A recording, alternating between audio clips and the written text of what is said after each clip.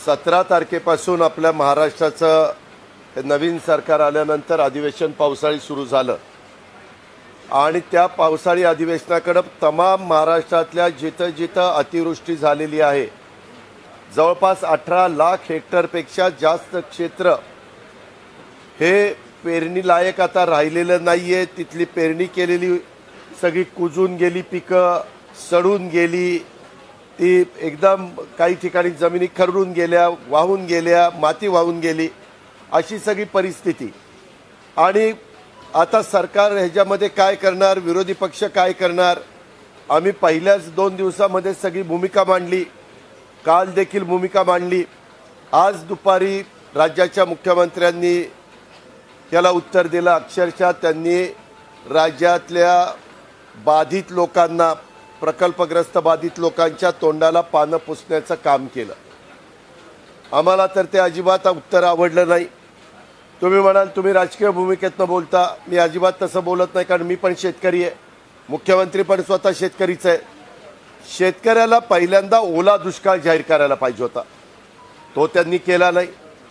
दुसरी गोष्ट, ह्या काळामध्ये आमच्या आदिवासी समाजाला बाहेर कुठं काम मिळत नाही, ते घरीच असतात, म्हणून त्या जुलै ऑगस्टमध्ये त्यांना खावटी अनुदान द्या म्हणून आमची मागणी होती, ती त्यांनी मान्य केली नाही।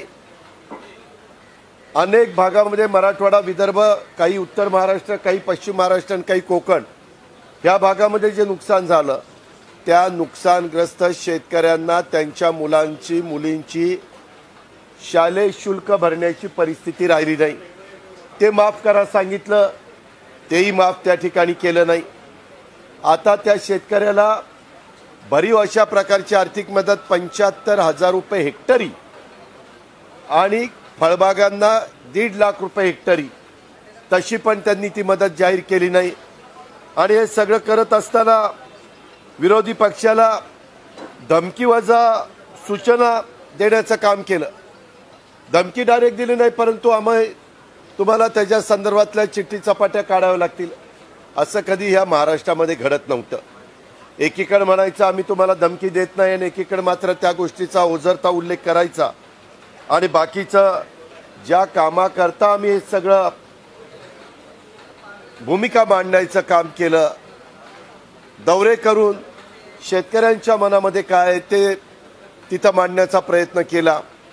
जी जनावरं वाहून गेली त्याच्याबद्दल पण उत्तर नाही, किंवा त्याचे पंचनामे कसे करणार, त्याचं पोस्टमार्टम कसं करणार, वाहून गेलेली आहेत म्हणाले त्याच्यातनं मार्ग काढू, पण मार्ग काय बाबा? इतक्या तारखेच्या आत या महाराष्ट्रातल्या शेतकऱ्यांना हा सगळा पैसा मिळेल याहीबद्दलचं ठोस उत्तर त्या ठिकाणी दिलं गेलं नाही। त्याच्या संदर्भामध्ये फक्त असं काहीतरी थातूर मातूर उत्तर देण्याचा प्रयत्न या निमित्तानं झालेला आहे। तसंच नादुरुस्त रस्ते, नादुरुस्त वीज वाहिन्या, ट्रान्सफॉर्मर ह्याच्याबद्दल सांगितलं नाही। धरणं भरलेली आहेत त्याबद्दल आम्ही सांगितलं की अजून 1 महिना पावसाचा आहे, त्याच्याकरता कार्यकारी अभियंत्याच्या लेवलचा माणूस आपल्या रात्रीच्या काळात त्या धरणावर तुम्ही नेमला पाहिजे, त्याच्याहीबद्दल त्यांनी काही उत्तर दिलं नाही। तसंच आम्ही यापूर्वी ज्या काही मागण्या केल्या त्याही मागण्याच्या संदर्भामध्ये त्यांनी काही सांगितलं। दुसरी गोष्ट, 65 मिलीमीटर एका वेळेस पाऊस पडल्यानंतर त्या शेतकऱ्याला मदत होते। आता इथं निलेश लंके जी आहेत, अनिल भाईदास जी आहेत, इतर माझे सहकारी आहेत, त्यांना विचारा, तुम्हालाही पत्रकार मित्रांनो माहिती आहे की पाऊस हा रोज पडतोय, त्याच्यामुळे आमच्या शेतमजुराला काम करता येत नाही।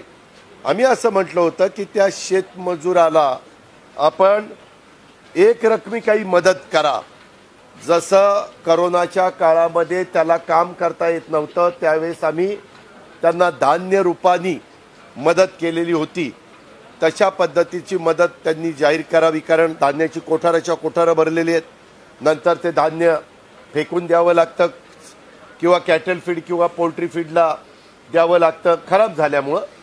मग ते त्याचं खराब होण्याच्यापेक्षा जे आमचे शेतमजूर आहेत त्यांना त्याच्यातनं मदत झाली असती, ती पण त्यांनी त्या संदर्भामध्ये काही केली नाही।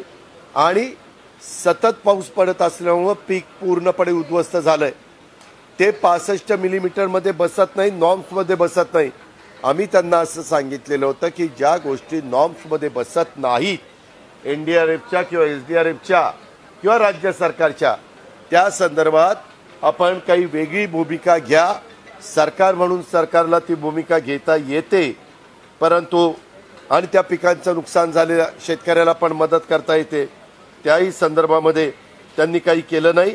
शेतकऱ्यांना वाऱ्यावर सोडण्याचं काम यांनी त्या ठिकाणी केलं. त्यामुळंच एक सुभाष देशमुख नावाचा शेतकऱ्यांनी ज्यावेळेस या राज्याच्या 13 कोटी जनतेचे मुख्यमंत्री एकनाथराव शिंदे साहेब हे आमच्या या वेगवेगळ्या प्रश्नांना उत्तरं देत होती, त्यावेळेस सुभाष देशमुख आपण आहे त्याच्यापेक्षा काही 500-1000 फुटाच्या अंतरावर तो स्वतःला पेटून घेत होता.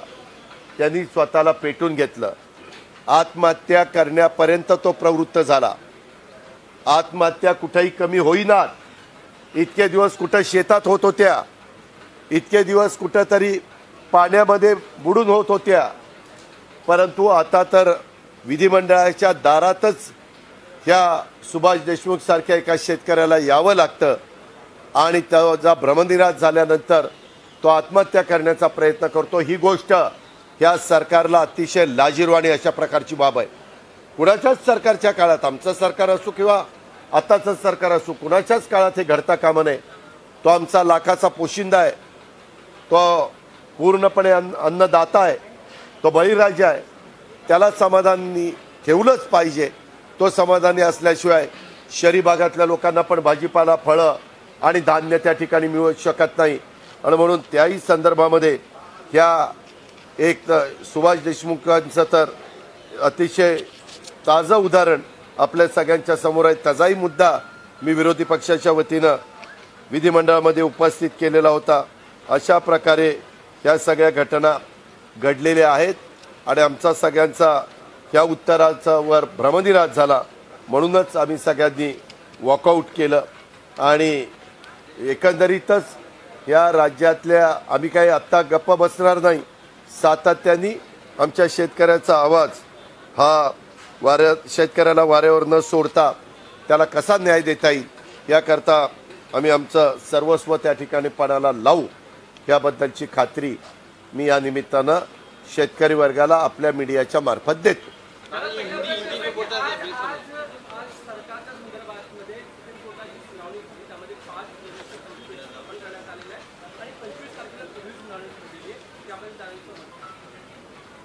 यामध्ये काय झालं, सगळ्या महाराष्ट्राची, सगळ्या आमच्याही लोकांची अपेक्षा होती की बाबा धनुष्यबाण या चिन्हाबाबत निवडणूक आयोगाच्या सुनावणीला 2 दिवसाची स्थगिती, सुप्रीम कोर्टाचा आज आदेश आला अशी एक माहिती मला मिळाली. सुप्रीम कोर्टातील आजची सुनावणी संपली. आता गुरुवारी घटनापीठासमोर सुनावणी होणार आहे. 5 न्यायाधीशांच्या घटनापीठाकडे हे प्रकरण वर्ग करण्याचा निर्णय तिथं घेण्यात आलेला आहे आणि त्याच्यामुळे राज्यातील सत्ता संघर्षाचं प्रकरण सुप्रीम कोर्टाने आता घटनापीठाकडे पाठवलं. आम्हाला सगळ्यांना वाटत होतं की मागच्या काळामध्ये एक निकाल दिला गेलेला एका राज्याच्या बद्दलचा तसा काहीतरी निकाल येईल आणि म्हणून सगळ्यांचंच लक्ष तिथं होतं. परंतु आता घटनापीठ हे देखील महत्त्वाचं आहे. आता त्यांना प्रत्येकाचं म्हणणं मांडून सगळ्यांचं ऐकून घेऊन किती काळ ते तो निर्णय द्यायला घेतात हे माहिती नाही, तो त्यांचा अधिकार आहे. आम्हाला सारख्या व्यक्तींनी देखील त्याच्यामध्ये काही सुतोवाच करणं हे देखील योग्य नाही. पण आमच्या अपेक्षा होत्या की आज काहीतरी निकाल लागेल, पण शेवटी न्यायव्यवस्था सर्वोच्च असते आणि ते तर सुप्रीम कोर्ट आहे. त्यांनी दिलेला निर्णय आपण सगळ्यांनी पाहिलेला.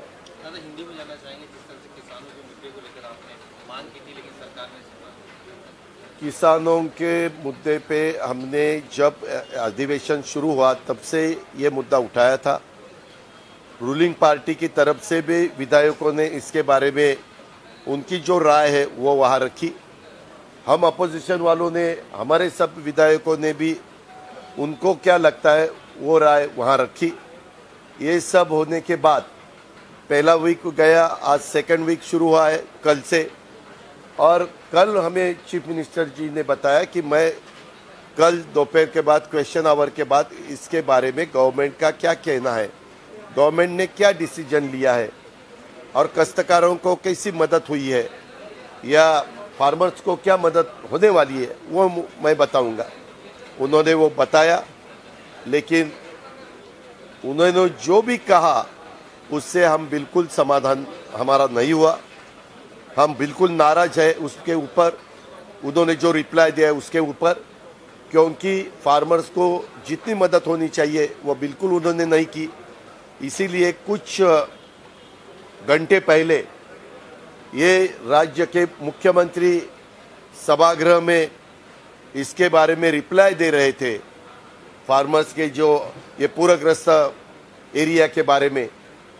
और 1000 फुट के अंतर पे एक हमारा सुभाष देशमुख नाम का फार्मर खुदकुशी कर रहा है, उन्होंने खुद को जलाया। ऐसे एक सिचुएशन इस विधिमंडल के नज़दीक वहाँ तैयार हुई। ये सब इस गवर्नमेंट को बहुत लोगों का उनके ऊपर विश्वास नहीं है, ये गवर्नमेंट के ऊपर, इसीलिए लोग खुदकुशी कर रहे हैं।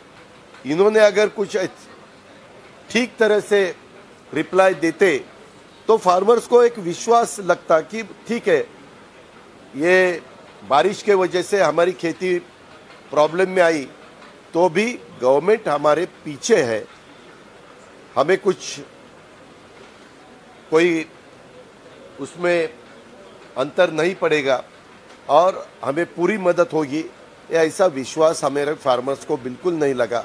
इसीलिए ये अभी जो वो फार्मर्स ने खुदकुशी करने की कोशिश की, वो समस्या हमारे सबके सामने आई और ये गवर्नमेंट फार्मर्स को विश्वास देने के लिए असफल रही है, ये मेरा कहना है। आज सुप्रीम कोर्ट में फैसला आया है सामने सुप्रीम कोर्ट का फैसला हम सब ने देखा है। उन्होंने खंडपीठ के सामने ये सब मुद्दे रखे हैं। अभी उसको कितना टाइम लगेगा मुझे मालूम नहीं, लॉयर को पूछना पड़ेगा, लेकिन खंडपीठ के सामने जो भी मुद्दे जाएंगे उसके बारे में जल्द से जल्द डिसीजन होना चाहिए, क्योंकि महाराष्ट्र में और पूरे देश में जो डेमोक्रेसी है उसके लिए ये डिसीजन सुप्रीम कोर्ट की तरफ से बहुत जल्द से जल्द मिलना की आवश्यकता है और वो मिलने के लिए हम हमारी तरफ से कोशिश करेंगे। राज ठाकरे म्हणतात की आता नो टू हलाल असं त्यांनी एक क्या नो टू हलाल म्हणजे हलाल आता चालणार नाही, एक झटका या ठिकाणी आता चालेल। ठीक है, उनको जो लगता है वो उन्होंने स्टेटमेंट, त्यांनी जे काही स्टेटमेंट केले ते त्यांना लखला, त्याच्याबद्दल मला काही बोलायचं नाही। मला जे बोलायचं होतं ते माझं मी स्पष्टपणे मांडलेलं आहे। प्रत्येक नागरिकाला आपापली मतं मांडण्याचा आणि आपलं स्टेटमेंट करण्याचा अधिकार आहे। त्यांना जे योग्य वाटलं ते त्यांनी केलं, त्यांच्याबद्दलचे प्रश्न त्यांनाच विचारा। मुख्यमंत्री सभागृहात असं म्हणाले की काही मर्यादा असतात, त्या मर्यादापर्यंतच एकमेकांचं बोलणं सुरू केलं जातं, त्यानंतर केलं जातं मी सुद्धा मुलायला ठेवणार नाही यापुढे, तर याबद्दल काय म्हणाल? हे का आपल्यामध्ये आम्ही नेहमी यशवंतराव चव्हाण साहेबांच्या पासूनचं उदाहरण देत असतो। शेवटी मुख्यमंत्री म्हटल्यानंतर ते 13 कोटी जनतेचे मुख्यमंत्री असतात आणि त्यांनी अतिशय समंजस भूमिका घ्यायची असते।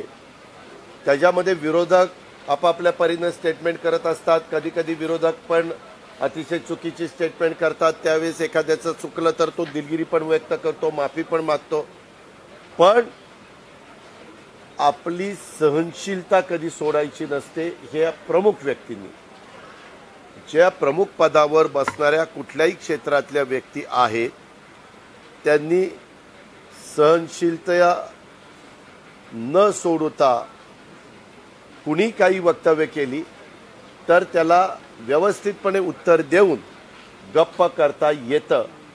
ही आपली मराठी भाषामध्ये तेवढी सगळी ताकद आहे, तेवढा सगळा आजपर्यंतचा आपल्या सगळ्यांच्या समोर अनुभव देखील आहे। मुख्यमंत्री सातत्याने म्हणतात की जे महाविकास आघाडी सरकारपेक्षा जास्त मदत आम्ही शेतकऱ्यांना केलेली एनडीआरएफची नॉर्म्सही बाजूला ठेवलेले आहेत आणि ती वाढवून आम्ही मदत केलेली आहे, मात्र तरी तुम्ही समाधानी नाही. मी आपल्याला सांगतो, पाठीमागच्या काळामध्ये मुख्यमंत्री आमच्या बरोबर असताना उद्धव ठाकरेंच्या नेतृत्वाखाली ज्यावेळेस अतिवृष्टी झालेली होती किंवा वेगवेगळ्या प्रकारची चक्रीवादळ आली त्यावेळेस आम्ही तिप्पट मदत एनडीआरएफच्या पेक्षा केलेली होती.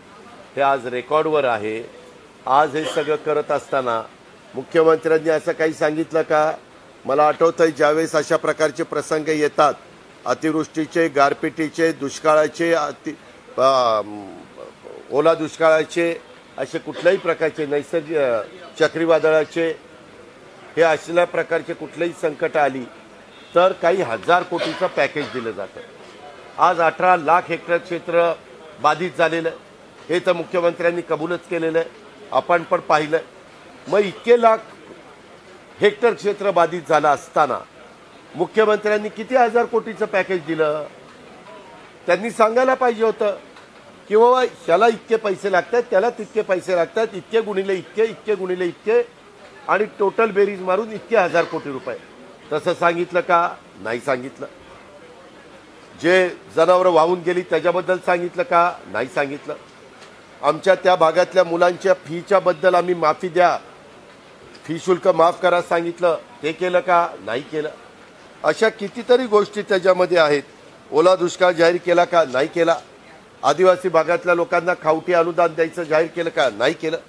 आमचं तेच म्हणणं आहे की आम्ही अतिशय जे गरजेचं आहे, जे दिल्याशिवाय तो माणूस पुन्हा उभा राहू शकत नाही, अशा माणसाच्या करता आम्ही ती मदत मागत होतो. परंतु ती मदत या सरकारने जाहीर केली नाही. हे या सरकारचं अपयश आहे, हे माझं स्पष्ट मत आहे.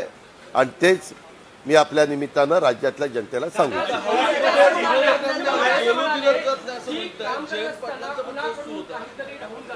याचा अर्थ मी आता शोधणार आहे असं नाहीये.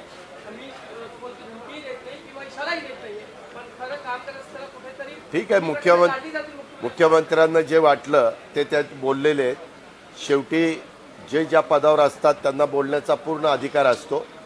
जनतेने पाहावं विरोधी पक्ष काय बोलतो, सत्ताधारी पक्ष काय बोलतोय, आत्ताच्या अडचणीमध्ये असणाऱ्या पूरग्रस्त भागातल्या लोकांना काय मदत होते. एकंदरीतच सोयाबीन, कापूस, त्याच्यामध्ये तूर, अशा वेगवेगळ्या प्रकारची जी पिकं आहेत ती पिकं लावायला त्याची नांगरणी, त्याची वेगवेगळ्या प्रकारे आपण मशागत जी करतो, खतं टाकतो, पाणी देतो, विजेचं लाईटचं बिल, बियाणाचा खर्च, श्रमाचा खर्च, जे काही असतं त्याचा एकरी खर्च किती येतो आणि ह्यांनी एकरी किती पैसे दिलेले आहेत ह्याची पण माहिती घ्या. आपल्यालाच कळेल की एकरी सोयाबीनला, एकरी कापसाला, एकरी इतर कुठल्याही पिकाला जो खर्च येतो, खर्च तेवढ्या देखील मदत ह्या सरकारने त्या अडचणीतल्या माझ्या बळीराजाला, त्या अन्नदात्याला, त्या असणाऱ्या आमच्या सहकार्याला, शेतकऱ्याला केलेली नाही. हेच ह्या सरकार अजिबात शेतकऱ्यांचा विचार करणारं नाही आहे. हे शेतकरी विरोधी सरकार आहे, हे आजच्या रिप्लायवरून सिद्ध झालं. धन्यवाद.